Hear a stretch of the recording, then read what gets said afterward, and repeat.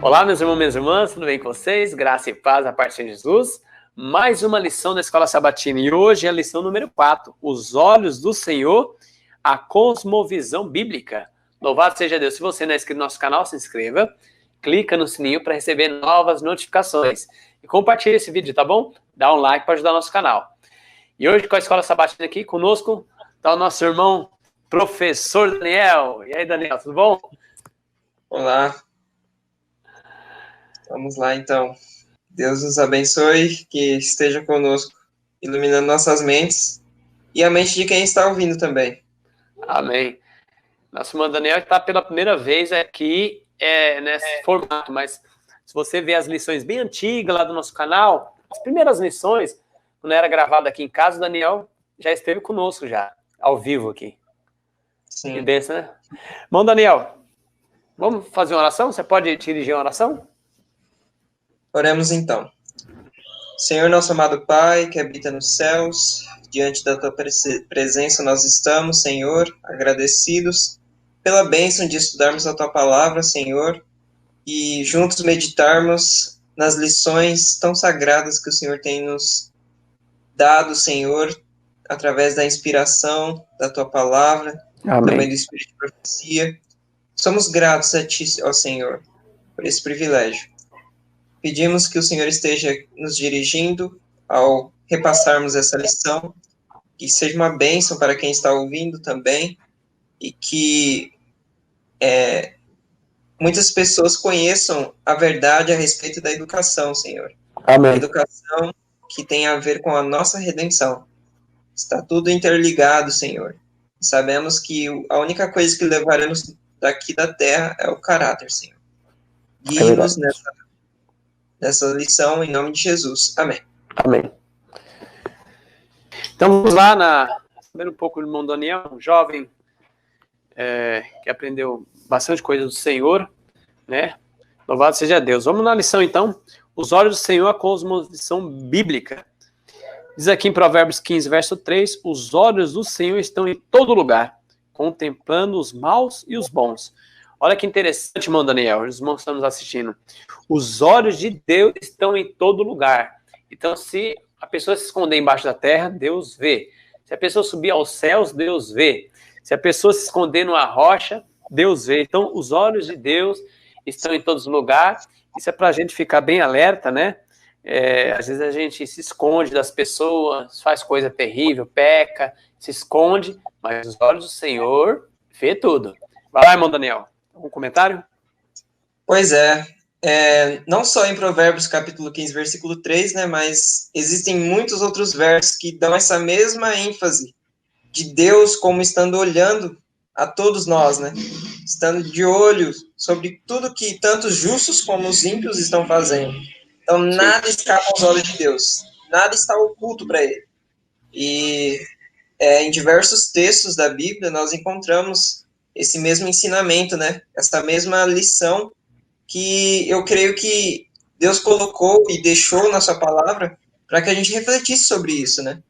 Porque muitas vezes nós não temos essa visão, ou então esse temor pelo fato de que Deus está a cada instante olhando para nós.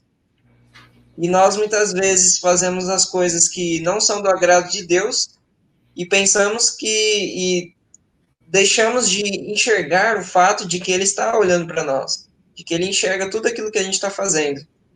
Então, esses textos nos ensinam e nos mostram que Deus sempre está presente, independente daquilo que a gente faça, Ele sempre está de olho. Isso deveria ser tanto um alerta, como também um alento, né? Porque, ao mesmo tempo que Ele olha para aquilo que a gente faz, talvez até de errado, ao mesmo tempo Ele também olha para os nossos sofrimentos, para aquilo que a gente está passando, e nos dá o seu alento, né? Sim, amém.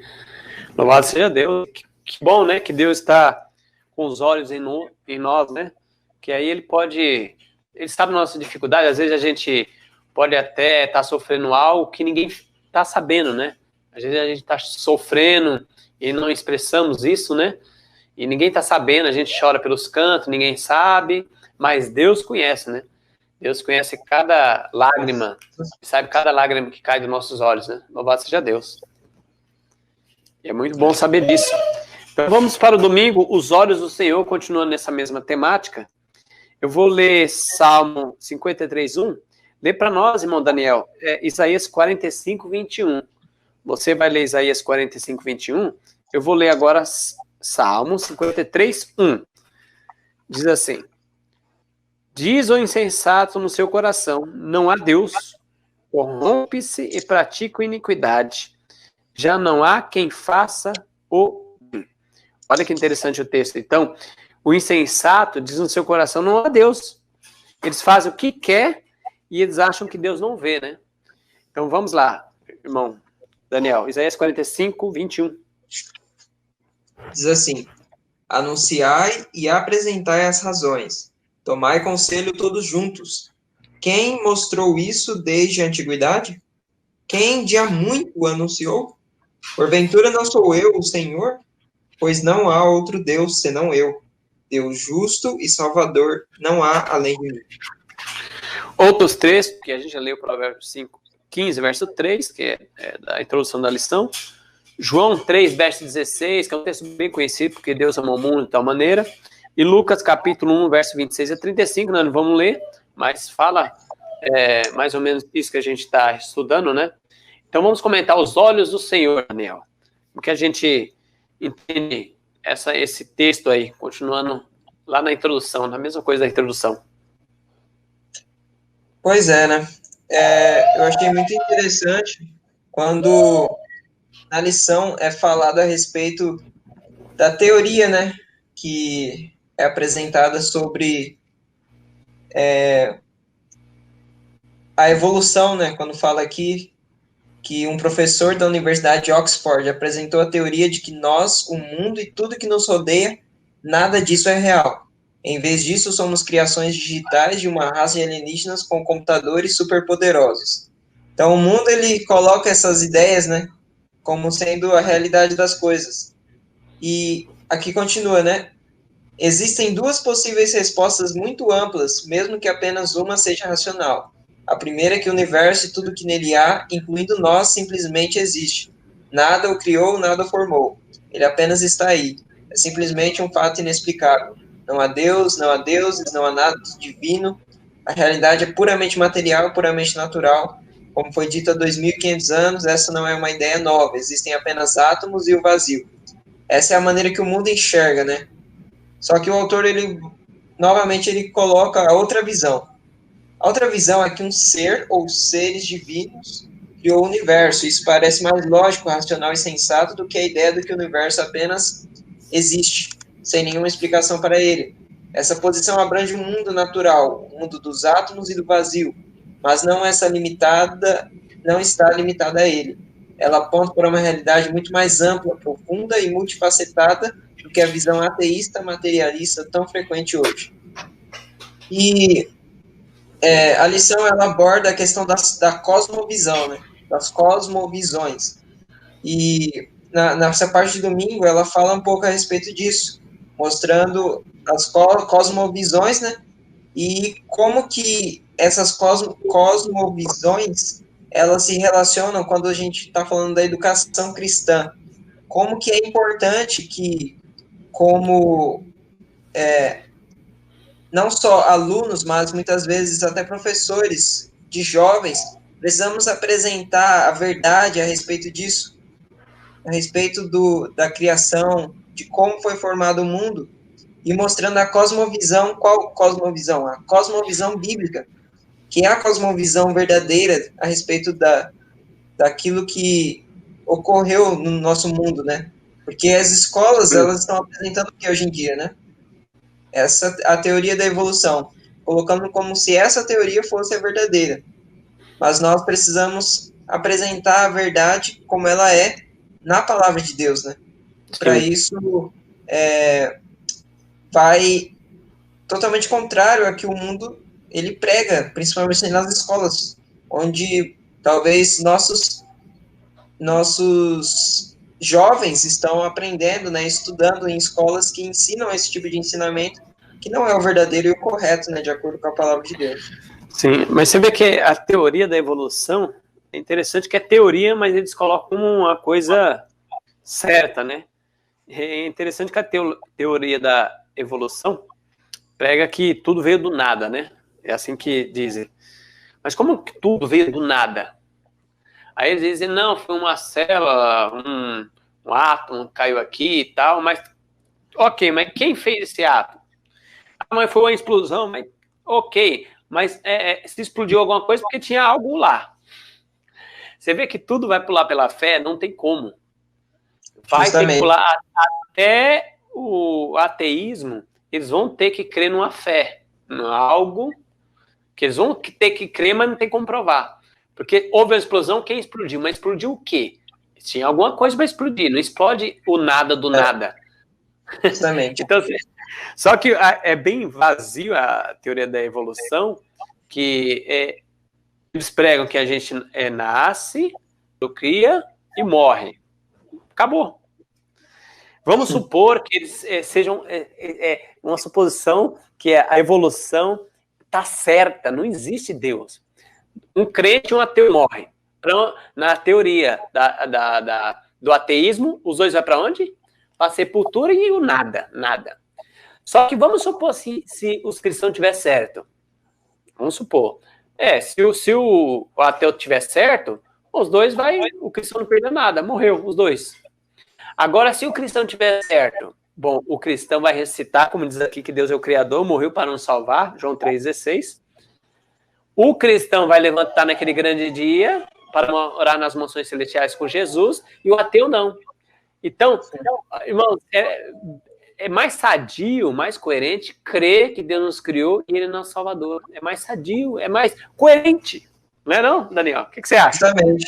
Principalmente porque a própria teoria da evolução tem suas conclusões que não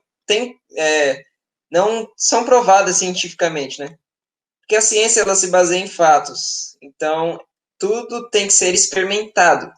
Tem que haver experiências para provar alguma teoria, né? E, querendo ou não, a evolução chega a ser uma teoria. É uma teoria, né?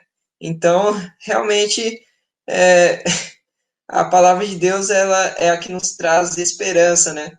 Justamente mostra uma visão mais coerente, inclusive, porque pelo menos é baseada em algo inteligente, em algo que talvez o ser humano não consiga explicar, mas que temos evidências, né, pela natureza, as obras e tudo aquilo que a gente vê ao nosso redor, de que existe uma inteligência superior e inteligente que está por trás de tudo isso, né? Sim. E realmente a cosmovisão bíblica, ela é a que leva a esse ponto, né? E não simplesmente é algo que veio do nada, como a teoria da evolução ela ensina. Sim. Até porque eles falam assim que o criacionismo judaico-cristão, os brancos europeus, eles falam muito que trouxeram, né, o Ocidente, que trouxeram essa ideia. Só que todas as tribos, antes de chegar o homem branco, o europeu, sempre adorava algo, tinha um Deus. Ué, da onde que surgiu isso? Então, o que a gente entende é que o ser humano já tem isso no coração. Deus plantou no coração o desejo de adorar algo superior, algo que nos criou, né? Louvado seja Deus. Então, vamos lá. Frontal. Isso. Então, vamos na segunda. Continuando no mesmo tema, né? A pergunta de Leibniz, assim pronuncia, não sei. Aí diz aqui, logo na introdução, irmão Daniel, da lição mesmo, ó, irmãos que estiver acompanhando nós aí, há muitos anos, um pensador e escritor alemão chamado Gottfried Wilhelm Leibniz fez provavelmente a pergunta mais básica e fundamental. Por que há algo em vez de nada? Então, a pergunta que ele fez, por que há algo em vez de nada? Então, vamos ler alguns textos aí, Daniel. Gênesis capítulo 1, verso 1. Você pode ler esse texto e eu vou lá em João, capítulo 1, verso 1 a 4. Diz assim, Gênesis capítulo 1, versículo 1. No princípio criou Deus o céu e a terra. E aqui em João, capítulo 1, verso 1 até o 4 diz assim: no princípio era o verbo, e o verbo estava com Deus, e o verbo era Deus. Ele estava no princípio com Deus, Jesus. Todas as coisas foram feitas por intermédio dele, sem ele nada que foi feito se fez. A vida estava nele, e a vida era luz dos homens. Aí, Êxodo 20, verso 8 a 11, a gente veio ali que vai ver que é o quarto mandamento, é o sábado, né? Deus é criador, descansou no sábado. Apocalipse 14, versos 6 a 7, lê para nós aí, Daniel. Apocalipse 14, versos 6 a 7. Apocalipse 14, versos 6 a 7, diz assim: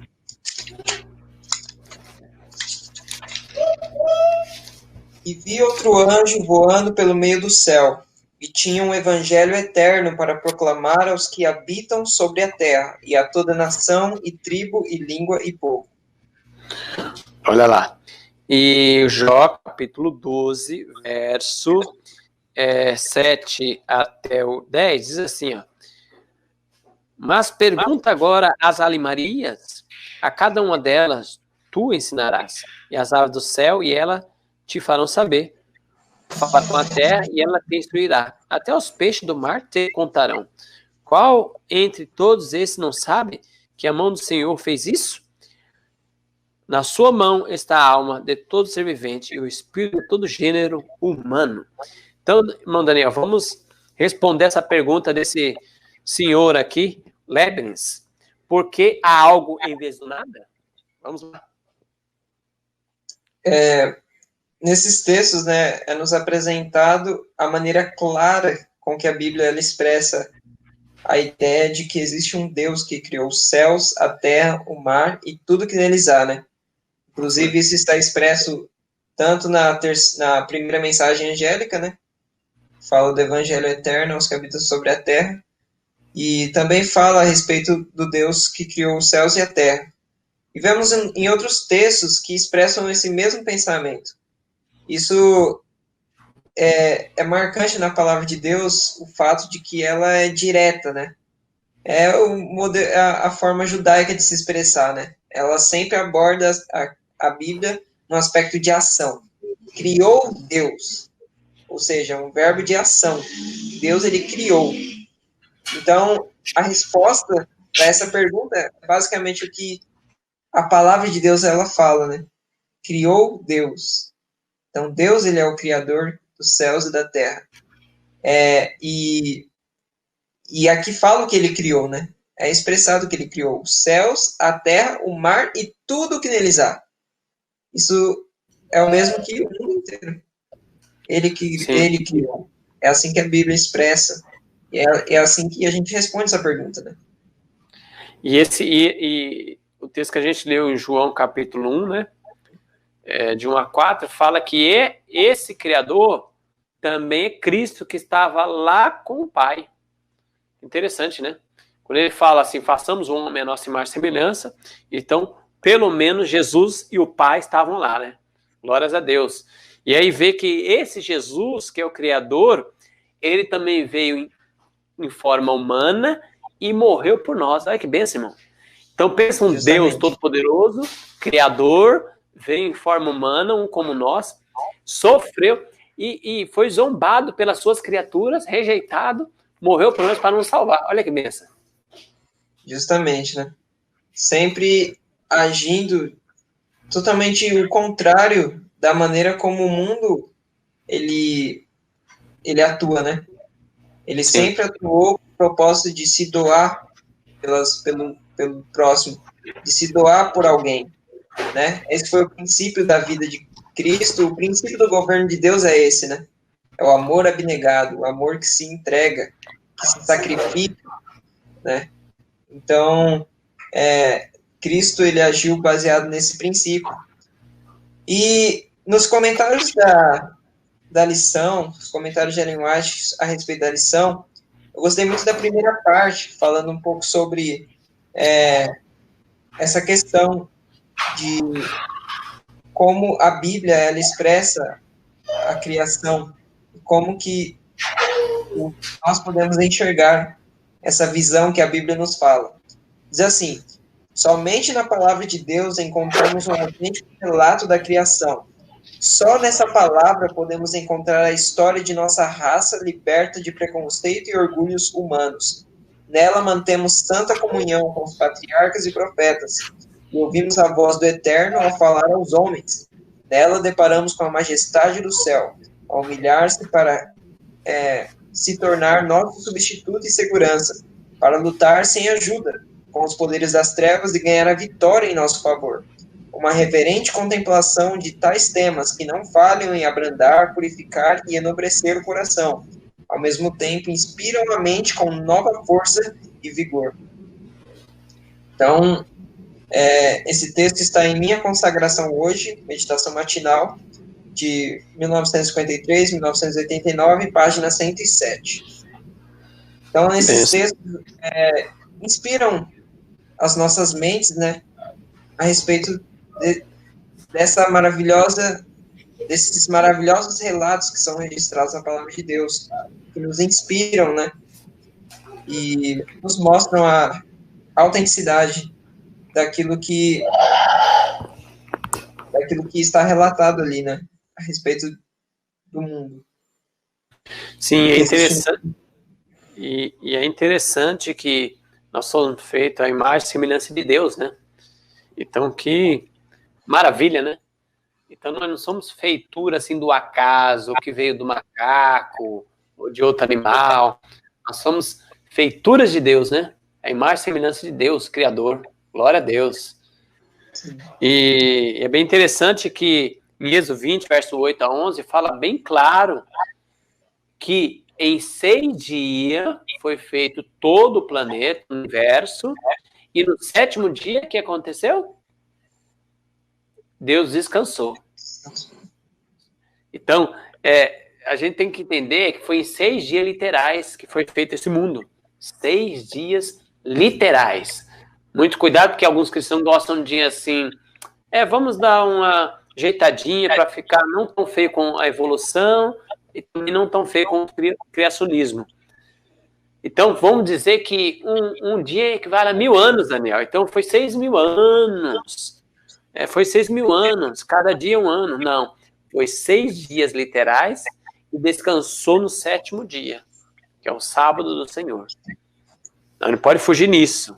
Nós temos que crer que Gênesis lá foi 6 dias literais, de 24 horas cada dia. Esse é um perigo que nós corremos, né, de aceitar essas ideias, que é uma forma de tentar harmonizar, né? Isso. Uma forma de enxergar e a outra.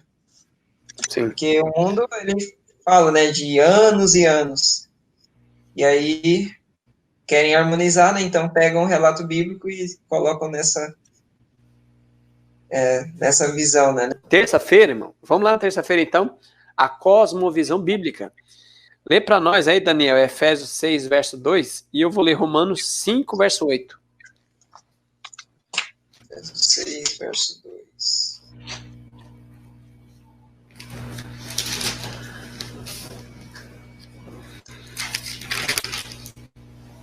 Efésios 6, verso 2, diz assim: honra teu pai e a tua mãe, que é o primeiro mandamento com promessa. E agora eu vou ler Romanos 5, verso 8, diz assim, ó: mas Deus prova o seu próprio amor para conosco, pelo fato de ter Cristo morrido por nós, sendo nós ainda pecadores. E Romanos 8, verso 28, diz assim, ó, só virando a página aqui, Romanos 8, 28, diz assim: sabendo que todas as coisas cooperam para o bem daqueles que amam a Deus, daqueles que são chamados segundo o seu propósito. Então vamos lá, irmão Daniel. Já lemos esses textos, né? Também tem outros textos, Marcos, capítulo 3, verso 7, Eclesiastes 9, verso 5, Apocalipse 20, verso 5 e 6. Então vamos ver, irmão Daniel, o que é essa cosmovisão bíblica? O que seria isso, irmão? Pois eu já ouvi muitas pessoas falarem sobre cosmovisão, né? Inclusive, no nosso próprio meio, o pastor Michelson Borges, ele fala muito sobre isso nas suas palestras, principalmente porque ele aborda muito o criacionismo, né? Então, ele leva nesse lado para ter uma explicação científica, né, a respeito. Mas cosmovisão é nada mais, nada menos que a maneira como nós, seres humanos, vemos o mundo. E uma coisa importante na cosmovisão é que não existe posição neutra. Ou é um, ou é o outro. Sim. Por isso que fala, sempre e unicamente nós vamos ver através de filtros que afetam a nossa maneira de interpretar e entender o mundo. Esse filtro é chamado de cosmovisão. Então, essa é a interpretação de mundo que cada pessoa ela adota, né? E Sim. nunca existe uma posição neutra a respeito disso. Ou é um, ou é o outro. Uma forma de interpretar e entender o mundo. Então, esse é o significado da cosmovisão, né? E é por isso que a importância de nós apresentarmos a cosmovisão bíblica a respeito do nosso mundo, né? Da forma como nós interpretamos o mundo. E esse é o papel da educação, da verdadeira educação.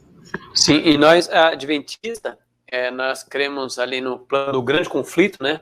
Nós temos uma doutrina chamada o grande conflito, que a gente tem essa visão, né, bíblica do grande conflito, né? Que começou lá no céu, caiu aqui na terra, e estamos nesse grande conflito, né? Cristo veio, participou desse grande conflito com Satanás, venceu na cruz, e estamos aí nessa história, né? Louvado seja Deus, porque Deus nos resgatou, e esse é o grande conflito, né? Que nós, adventistas, entendemos nessa amplidão, principalmente na palavra de Deus, né? E Tem isso, até... isso é muito importante a respeito da educação cristã, porque a verdadeira educação cristã ela é totalmente baseada e enraizada na palavra de Deus, na Bíblia, nas Escrituras. E muitas vezes a educação cristã hoje em dia ela está sendo levada em outro sentido, né? Parece que as ciências estão sendo colocadas lá em cima, enquanto a simples palavra de Deus, né, está sendo colocada como sendo algo menos do que aquilo que a ciência fala, né? Sim. A Bíblia está sendo mais um livro o qual nós cristãos temos como o livro base, mas não aquele que é o fundamento, né, de toda a educação. Muitas vezes, como por exemplo, a visão teísta, a visão que interpreta, por exemplo, os dias da criação como sendo diversos anos, né, que se passaram, e que esses 6 dias eles se prolongaram por muito tempo. Essa é uma maneira de colocar a ciência acima da Bíblia, de certa forma. Por quê? Porque aonde nós estamos baseando nossas informações? A nossa maneira de entender? É na ciência ou é na Bíblia? Sim. Segundo essa visão, é na ciência, né? Porque é a ciência que enxerga o mundo como tendo uma existência de anos enorme.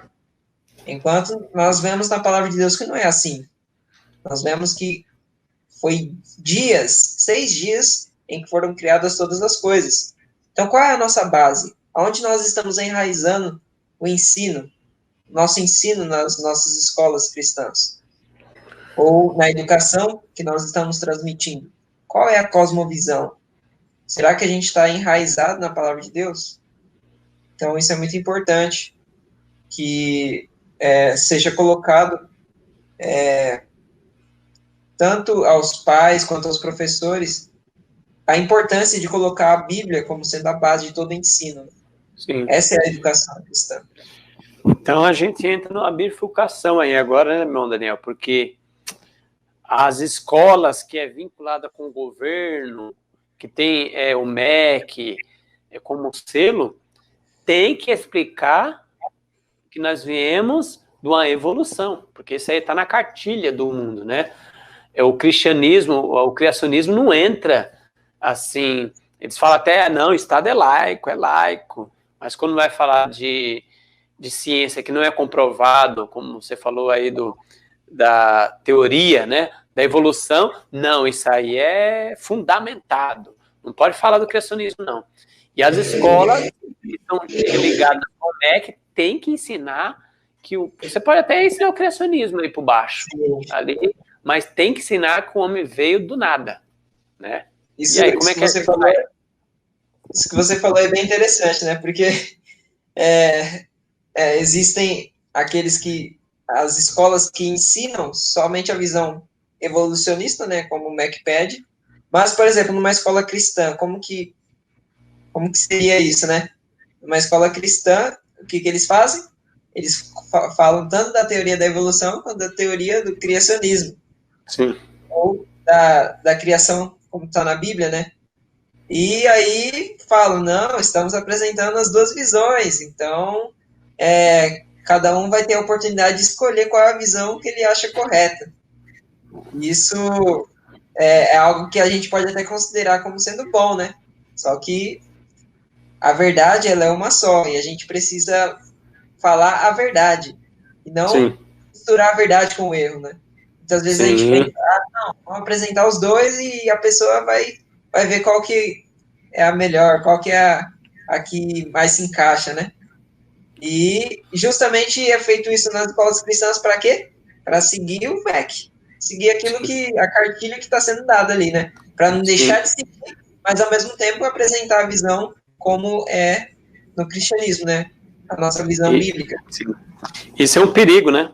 Porque você ensinar para um jovem já o erro é muito perigoso, né? É perigoso. Não é assim que Deus nos orienta, né?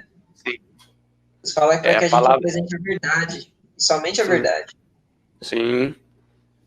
Então vamos à quarta, agora adorai o Redentor. João capítulo 1, verso do 1 a 14, nós não vamos ler, que é bastante texto.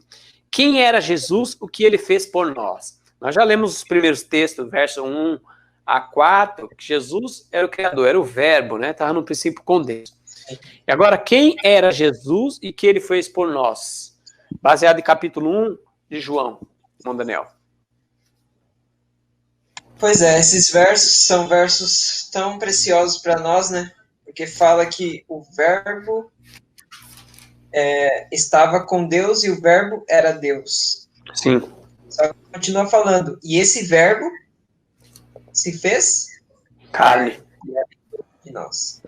Essa parte do texto é a parte essencial e mais importante de todas, e que abre para nós a respeito da encarnação e desse mistério, né, que foi a encarnação, o Verbo se fazendo carne. E essa é a esperança da qual se baseia a nossa redenção. Porque o Deus que criou o mundo, criou os céus e a terra, ele veio e habitou na humanidade, se tornou um homem. Ele se fez carne, como diz o verso, né? Sim. E através desse mistério, daquilo que aconteceu, dessa encarnação, é que foi possível que eu e você, né, estivéssemos aqui. Através daquilo que aconteceu, o fato de Cristo ter se colocado como cabeça da humanidade, por ele ter se humilhado, né, ter se rebaixado e ter se colocado na posição onde ele poderia ser o nosso Salvador, o nosso irmão, né, aquele que se identifica conosco, né. E esse é o elo, né, Cristo é o elo que nos liga até o Pai, né, até Deus. Sim, nosso Redentor, e ele só pôde ser nosso Redentor porque ele veio como um de nós, veio na nossa carne, habitou entre nós, sentiu as nossas dores, foi tentado com a possibilidade de cair, porque lembra lá no céu qual foi a ideia de Satanás? Que ninguém pode guardar a lei de Deus. Ele derrubou Adão e Eva, e ele vem falando para o universo, tá vendo? Que a lei de Deus é terrível, ninguém consegue guardá-la. É uma lei impossível. Adão e Eva caiu. Olha, o homem mais sábio, que foi Salomão, eu derrubei. Davi, que Deus falou que é segundo o coração de Deus, eu derrubei. Olha quantos... Abraão, o pai da fé, ele ficou com medo negou a fé. Olha, eu derrubei, ele pecou. Então todos pecaram, ele vem ecoando isso. Então é impossível guardar a lei de Deus. E aí, na plenitude dos tempos, veio Jesus na carne humana, tentado, 4.000 anos, que o desejado fala de todas as nações, né? Já seria humilhação se Jesus tivesse vindo com Adão, né? E agora ele vem depois, com 4.000 anos depois, né? Que coisa tremenda. Jesus foi tentado e venceu, é o nosso Redentor. Glória a Deus. Amém. Realmente. E não é à toa que o título da lição, né, de quarta-feira é Adorai o Redentor. Sim. Adorai aquele que estava no céu, né, era divino, e veio a este mundo como um ser humano. E refutou todas as acusações de Satanás, e ainda morreu numa cruz, né, carregando os nossos pecados e nos remindo para Deus, né, trazendo uma redenção que se tornou eterna. Sim. E é interessante, irmão Daniel, que ele é redentor e até a cruz da morte, fala até a cruz, você vai lembrar esse texto. Os anjos de Deus que não caíram eram simpatizantes ainda de Satanás, ainda tinha um elo. Bom, será que não é verdade o que Satanás disse? E aí, quando Jesus morre, isso sela, né? Todo o universo e os anjos de Deus vê que o governo de Satanás era terrível, que estava fora. E Jesus salva, então completa até o universo, né? Então tira a dúvida dos anjos e do universo inteiro. Que benção, né? Sim. Aquilo que Cristo fez não foi somente pelo ser humano, né? Sim. É um resultado que se estendeu ao universo inteiro. Eu gosto de um texto muito forte do Espírito de Profecia, né? É quando fala que a perfeição angélica falhou no céu. E todos estão o universo só está seguro pelo fato de que Cristo, ele morreu, pelo fato de que Cristo se entregou na cruz do Calvário. É ali que se encontra a esperança até do universo, não é só do ser humano. Então a gente vê o resultado e o alcance, né, daquilo que Cristo efetuou por nós. Louvado seja Deus. Então vamos lá, quinta-feira. A lei de Deus agora. Lê para nós Deuteronômio, capítulo 6, verso 5, irmão. E eu vou ler Marcos 12, 29 a 31. Você vai ler Deuteronômio, capítulo 6, verso 5.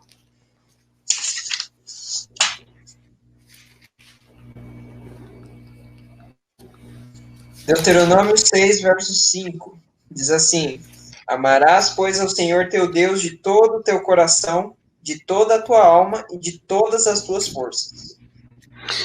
E Marcos, capítulo 12, verso 29 a 31, diz assim: Respondeu Jesus: O principal ouve Israel, o Senhor nosso Deus é o único Senhor.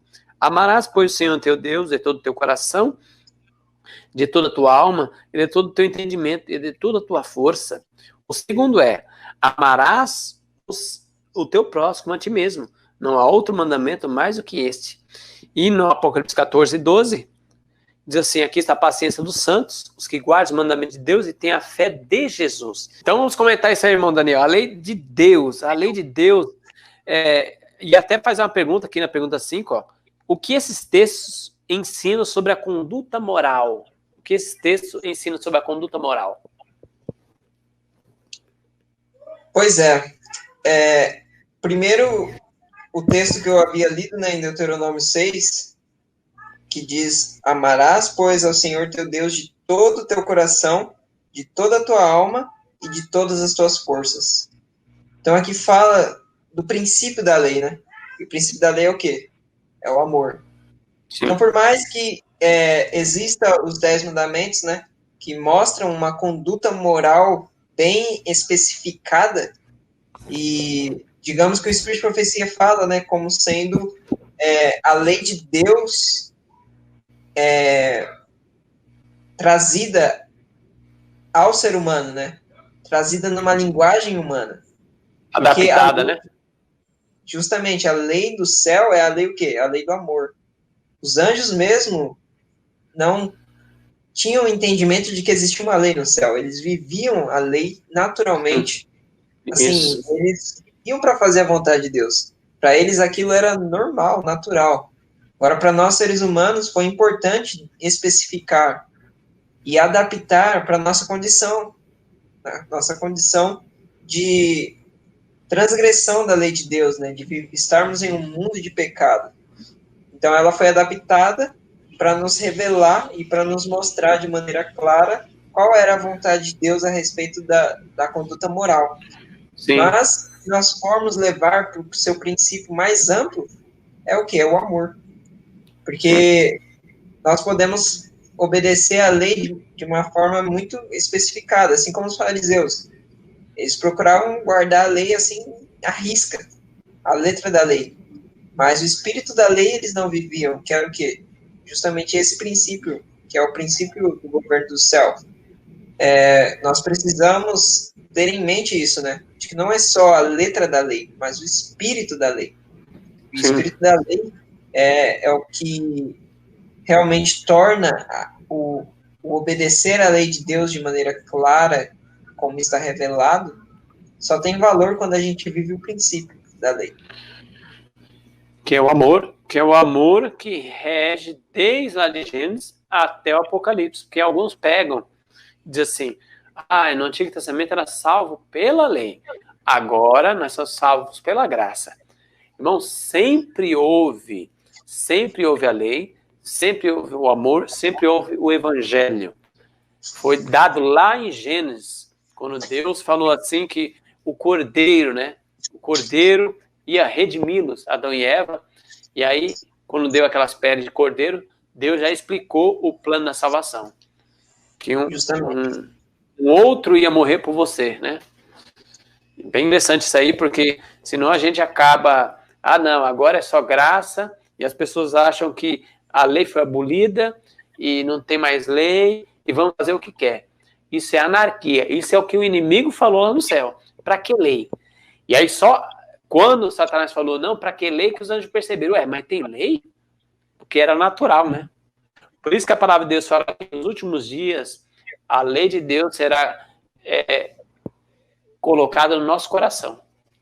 A lei de Deus. Porque aí vai ser natural, né? Guardar a lei de Deus, 10 mandamentos. Não só a letra, mas o princípio, né? O princípio. E temos textos, né, no Antigo Testamento que falam a respeito do último povo, da última geração, dos 144 mil, em outras palavras, né? Sim. Que eles serão um povo que terão mãos limpas e coração puro. Ou seja, eles vão tanto obedecer à lei de Deus na letra quanto no espírito. Sim. E isso é mais claramente expresso quando Cristo falou, né? Que a nossa justiça teria que exceder a dos fariseus. Sim, maior. Então, realmente, a norma que Deus estabelece para nós hoje é muito maior do que como era no princípio, né? Para nós é muito mais elevado. Nós temos uma compreensão muito ampla da vontade de Deus, né? Não só na lei moral, temos até leis naturais, leis físicas que Deus mostrou para a gente, para que a gente obedeça também. E obedecendo a elas, a gente vai estar obedecendo também a lei de Deus, né? Amém. Glória a Deus, Daniel. Queria fechar com um texto aqui, irmãos, para a gente comentar na sexta-feira, irmão Daniel, que está lá na pergunta para consideração, a pergunta 4. Ó. Tem um texto da irmã Arte, ó. O verdadeiro objetivo da educação é restaurar a imagem de Deus no indivíduo. O que isso significa? Por que a educação nossa adventista deve ser tão diferente na visão da educação do mundo? Por que, Daniel? Que a educação deve ser. Assim, a verdadeira educação nada mais é do que restaurar a imagem moral de Deus no ser humano. É o objetivo da redenção. A verdadeira educação não é simplesmente ensinar a ciência, ou então ensinar mesmo somente os ensinamentos da palavra de Deus. Não. A verdadeira educação, se nós irmos lá e analisarmos tanto na palavra de Deus quanto nos escritos inspirados, o objetivo fundamental e principal da verdadeira educação é o quê? É a salvação do ser humano. É a redenção completa e a restauração do estado original do homem, como ele era no princípio, né? É por isso que o caráter ele está muito envolvido nisso, que é isso que Deus quer restaurar. Ele quer restaurar o caráter de Deus que foi perdido aonde? A imagem que foi perdida no Éden. Sim. Então, a verdadeira educação, ela vem com o propósito de restauração. É por isso que existem textos no Espírito de Profecia que fala que a educação e a redenção são uma só e a mesma coisa. Olha. Então, nós vemos que esse é o objetivo fundamental. A redenção do ser humano. A restauração do seu estado que foi perdido original, né? Então, irmão Daniel, então por isso que a evolução tá fora, né?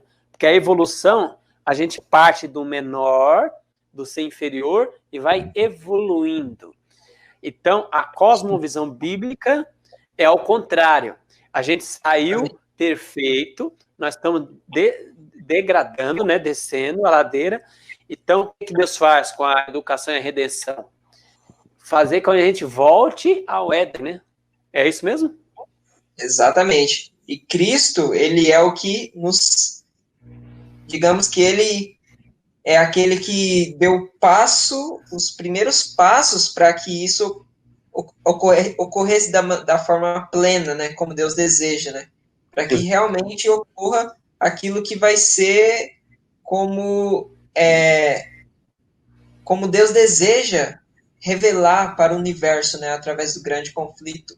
Revelar que é possível seres humanos caídos obedecerem perfeitamente à lei de Deus e refletirem o caráter de Cristo nessa terra, né?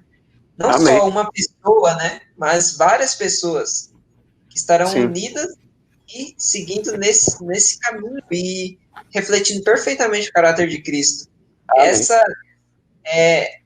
Esse é o resultado da verdadeira educação. É por isso Sim. que essa mensagem ela é tão importante para nós hoje. Louvado seja Deus. Parábola de Jesus, página 69, quando o caráter de Cristo reproduzir seu povo perfeitamente, então ele virá buscá-lo como seu, né? Então, Deus está esperando, né? Através dessa lição que fala educação e redenção, restaurar a imagem de Deus no homem. E aí sim ele virá reclamá-lo nós como seus. Glória a Deus. Então, que Deus abençoe, irmãos. Que Deus abençoe os irmãos que estão nos assistindo. Se você gostou, compartilhe esse vídeo, clica no sininho para receber novas notificações, tá bom? Dá um like aí para ajudar o nosso canal.